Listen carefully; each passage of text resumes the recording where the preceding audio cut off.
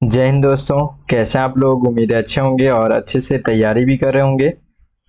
आज 13 सितंबर है और 13 सितंबर का जो करंट अफेयर्स हम लोग देखते हैं उसको देखने वाले हैं। देखिए, आज हम लोग इसमें डेली मैप जो प्रैक्टिस करते हैं वो करने वाले हैं। उसके बाद से हम लोग देखेंगे इसमें ओपन मार्केट सेल्स स्कीम, उसके बाद से हाइब्रिड नैनोकण, और उसके बाद से फिर भारतीय और फ्रांस नौसेना द्विपक्षीय अभ्यास देखेंगे। उसके बाद से सफेद सांबर हिरन देखेंगे। ठीक है, तो ये इतने सारे टॉपिक है और लगभग सभी जो टॉपिक्स हैं ये प्रीलिम्स के लिए इम्पोर्टेंट है। आज थोड़ा सा लेट हो गया दोस्तों। और देखिए, मेन चीज क्या है ना कि आप लोग थोड़ा सा अच्छी चीजों को आप लोग सपोर्ट नहीं करते हैं। व्यू भी बहुत कम आ रहा है, लाइक तो थोड़ा सा मोटिवेशन में कमी आता है। और अच्छा चीज अगर होता है, बहुत दुख हो रहा है अंदर से कि जो चीज अच्छा, अगर कोई चीज भी है उसको लोग आजकल बहुत कम पसंद कर रहे हैं। उसमें लोग क्वालिटी खोज रहे हैं, बाकी चीजों में जो है आप लोग बहुत मजा, एंटरटेनमेंट केवल चाहिए लोगों को। अभी ऐसा स्थिति हो जा रहा है, तो इसलिए भी थोड़ा सा मोटिवेशन कम मिलता है। आप लोग थोड़ा सा लाइक जरूर कीजिएगा। देखिए, आप लोगों को उसमें कोई खर्च नहीं लगता, लेकिन वीडियो बनाने में काफी मेहनत लगता है। हर चीजों को एक उम्मीद से आदमी वीडियो बनाता है, तो वो चीज आप लोग कम से कम जरूर पूरा देखें। आप लोगों का एक कम से कम आप लोगों को फायदा हो और आप लोग एक लाइक करें, उसमें आप लोगों को कोई ऐसा घाटा नहीं होने वाला है। ठीक है, तो जरूर इतना जरूर कीजिएगा। थोड़ा सा तकलीफ होता है, मन जो मोटिवेशन नहीं मिलता है, क्योंकि लगातार जो है आप लोगों के लिए ये सब चीज़ों को बैठ करके टॉपिक देख करके बनाना पड़ता है, अच्छे से समझना पड़ता है, फिर तब जा करके मैं आप लोग के लिए ले करके आता हूँ ये वीडियो। आप लोग को पीडीएफ भी प्रोवाइड करा रहा हूँ, तो कम से कम आप लोग का भी इतना थोड़ा सा कर्तव्य बनता है। और आप लोग अगर फ्रेंड्स ग्रुप में जुड़े हुए हैं, स्टडी वाले ग्रुप में, स्टडी चैनल है ना, आदमी बहुत ज़्यादा मतलब इसमें कितना भी मेहनत करता है ना, तो आजकल ऐसा हो गया है कि एजुकेशन जो है वो बहुत ज़्यादा आसान अवेलेबल हो गया है लोगों का, इसलिए मतलब महत्व कम हो गया है ये सब चीज़ों का। तो इसलिए भी लोग बहुत कम तरीके से जो है वैल्यू दे रहे हैं। ठीक है, तो मैं ज़्यादा कुछ बोलना नहीं चाहूँगा, क्योंकि मैं ये सब चीज़ों पे ज़्यादा नहीं बोलता हूँ। भावनाएं ज़्यादा बह जाती हैं, भावुक ज़्यादा हो जाता हूँ मैं, तो इसलिए ये सब चीज़ों पे कंट्रोल करता हूँ। आप लोग थोड़ा सा ध्यान जरूर रखें। ठीक है, और फिर डेली वीडियो आएगा, टाइम पे ही आएगा, लेकिन थोड़ा सा एक लगना तो चाहिए मैं आखिर किन के लिए काम करूँ।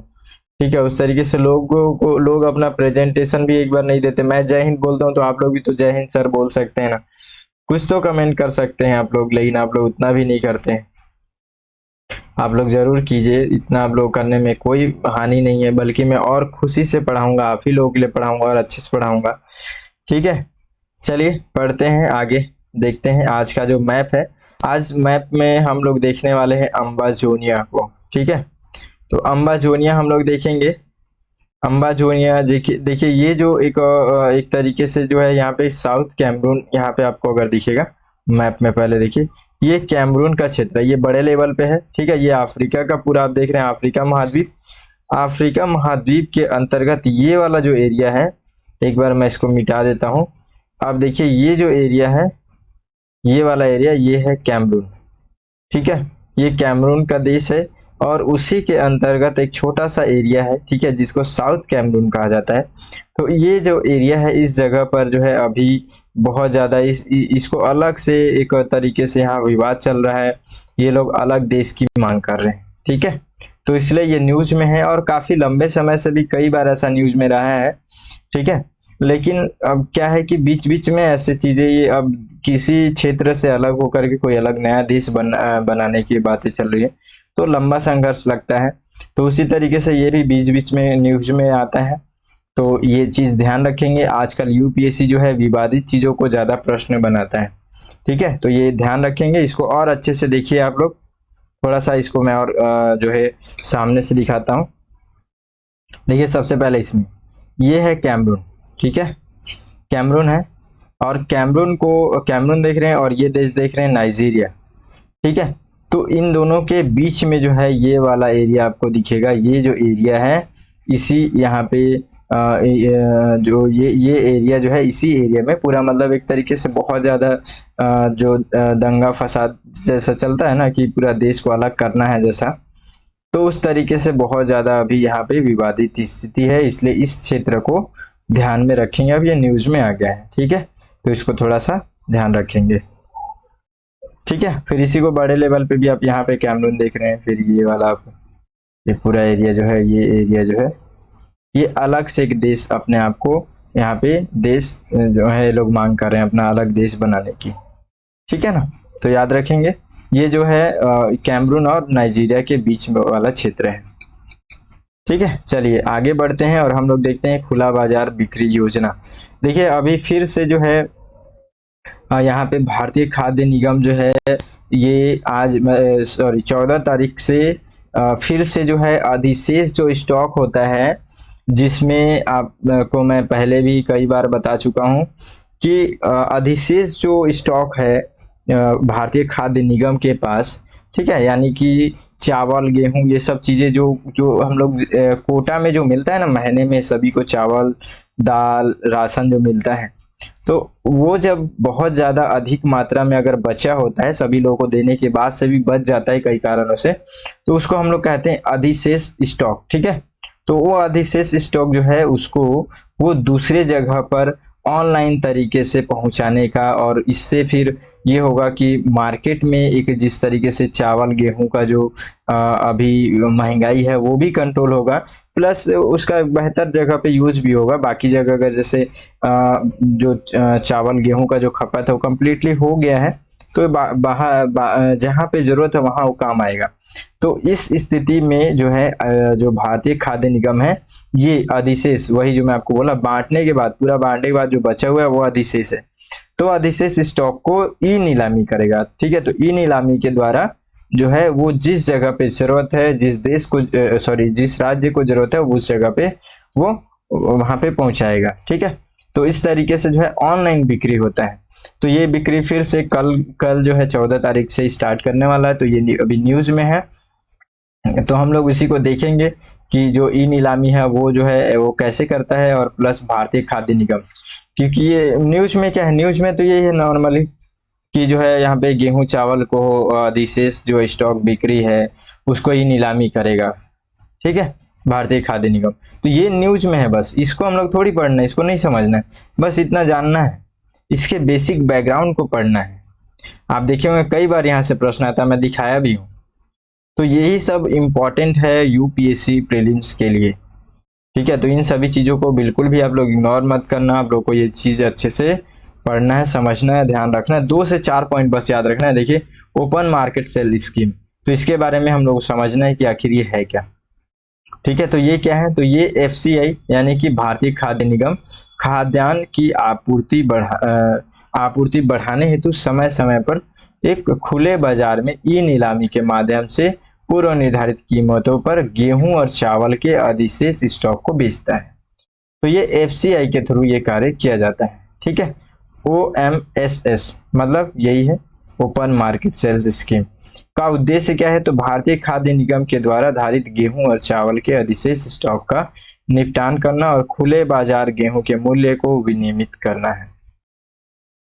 ठीक है, एफसीआई गेहूं की ओपन मार्केट सेल्स स्कीम के तहत national commodity and derivative exchange limited के प्लेटफॉर्म पर साप्ताहिक नीलामी आयोजित करता है। तो इस प्लेटफॉर्म को भी थोड़ा सा ध्यान रखिएगा। उसके बाद से NCDEX, ये इसी के बारे में बोला जा रहा है।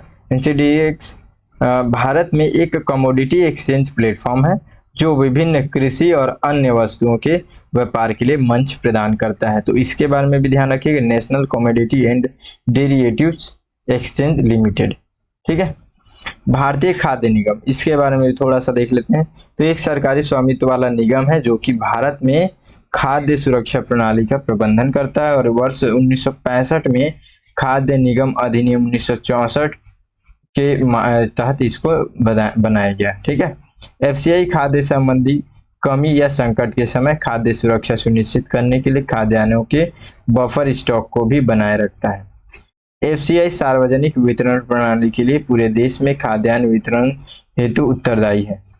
एफसीआई ई नीलामी भी आयोजित करता है जो कि अधिशेष खाद्यान्न से निपटने के तरीकों में से एक है। तो याद रखेंगे एफसीआई जो है वो ये OMSS स्कीम भी चलाता है, यानी कि ओपन मार्केट सेल स्कीम भी चलाता है, जिसमें अधिशेष जो चावल और गेहूं है इन सभी को जरूरत के स्थान पर पहुंचाता है और बिक्री करता है, मतलब उस तरीके से। ठीक है, अगला टॉपिक देखिए, हाइब्रिड नैनो कण। हाइब्रिड नैनो कण अभी न्यूज में है। ठीक है, बस इतना इसको 2 से 3 पॉइंट ध्यान रखिएगा प्रीलिम्स के लिए। अभी देखेंगे विज्ञान का जो पोर्शन है, जो विषय है, उसके अंतर्गत इस तरीके से प्रश्न पूछे जा रहे हैं। भारतीय विज्ञान संस्थान ने के वैज्ञानिकों ने, याद रखेंगे कि ये जो कैंसर कोशिका का पता लगाने और उन्हें मारने के लिए एक नया दृष्टिकोण विकसित किया है। क्या दृष्टिकोण है, उसमें क्या बातें हैं, तो देखिए, वैज्ञानिकों ने सोने और तांबे के सल्फाइड से बने हाइब्रिड नैनोकण। तो ये हाइब्रिड नैनोकण किससे बन रहा है, सोने और तांबे के सल्फाइड से। ठीक है, तो ये हाइब्रिड नैनोकण जो है बनाए गए हैं, और ये जो है इन लोग जो है गर्मी का उपयोग करके कैंसर की कोशिकाओं को मार सकते हैं, और ध्वनि तरंगों से ध्वनि तरंगों का उपयोग करके उस जो कैंसर कोशिकाएं जो है उनका भी पता लगा सकते हैं।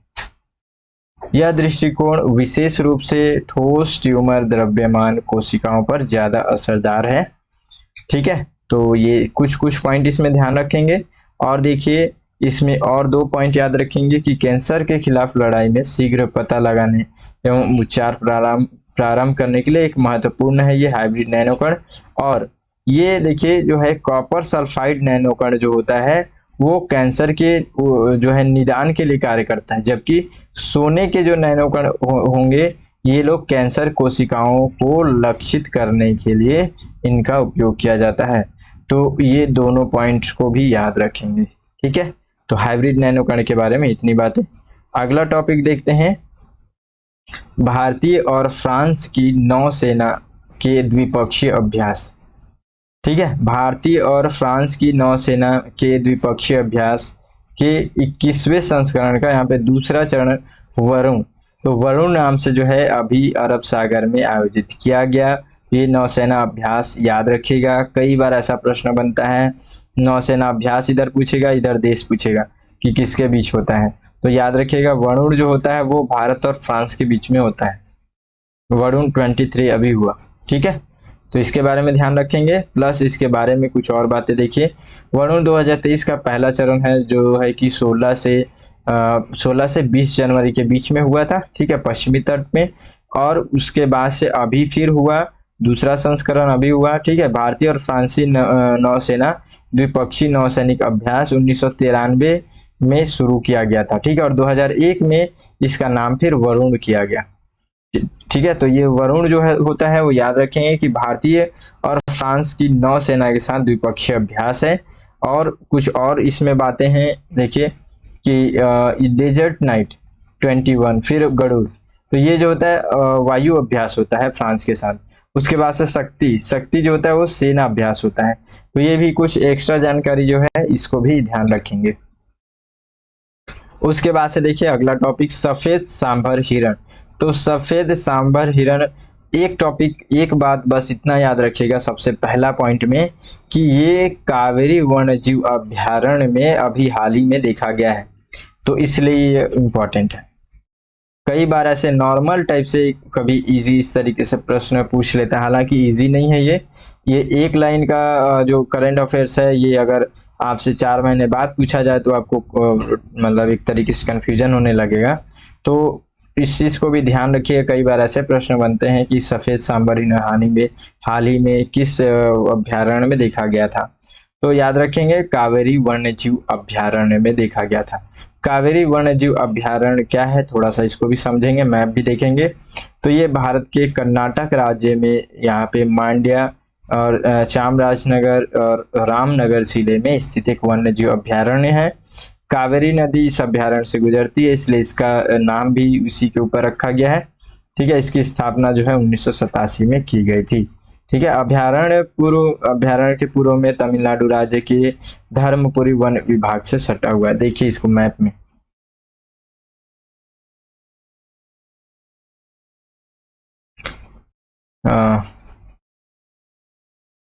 देखिए यहाँ पे आप देख सकते हैं ये कावेरी रिवर है। ठीक है, कावेरी रिवर के क्षेत्र में, कर्नाटक के क्षेत्र में पूरा मतलब एक एरिया ही रहता है, लगभग पूरा उससे संबंधित क्षेत्र पूरा होते हैं।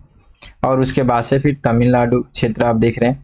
ठीक है, कावेरी नदी को भी आप देख सकते हैं। कावेरी नदी के बारे में तो मैं कई बार बताया भी हूँ। तो कावेरी नदी भी आप देख सकते हैं कि ये कर्नाटक और तमिलनाडु क्षेत्र में बहता है।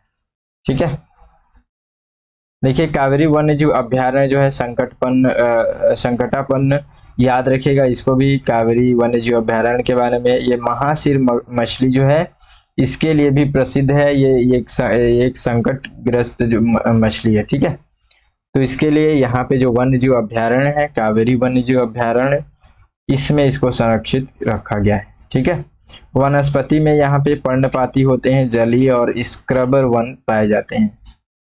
ठीक है, तो ये कुछ कुछ बातें हैं जो कि आज के करंट अफेयर्स के लिए इम्पोर्टेंट है। आप लोग इसको अच्छे से टॉपिक आपके पास अभी बना रहे होंगे उसमें ऐड कर लीजिएगा। ठीक है, आप लोग जरूर लाइक कीजिएगा, कमेंट करके भी बताइएगा कैसा लगा। ठीक है, और बेहतर करूंगा यदि आप लोग थोड़ा सा सपोर्ट करेंगे, अपना थोड़ा प्यार दिखाएंगे, हिम्मत देने। एक तरीके से क्या होता है, लाइक कमेंट करते हैं थोड़ा हिम्मत मिलता है ना, तो जरूर आप लोग कीजिएगा। चैनल को सब्सक्राइब नहीं किए तो कर लीजिएगा। मिलते हैं फिर अगले वीडियो में, तब तक के लिए जय हिंद।